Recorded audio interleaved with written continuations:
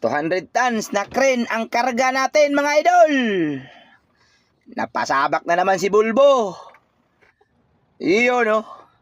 Load King hydraulic ang baon. Ito magandang hydraulic ni Busing. Bagong bili nito eh. Busy yung isang driver kaya ako naghila nito. Ano to? 6 axle. Yung panghuli nito is ano lang, support lang, single tire lang ang pang-anim. Magaan lang naman to, hindi naman masyadong mabigat. 200 tons to, pero yung capacity ng crane, pero yung buo niya, walang counterweight, nasa mga 70 lang yata to. Ewan.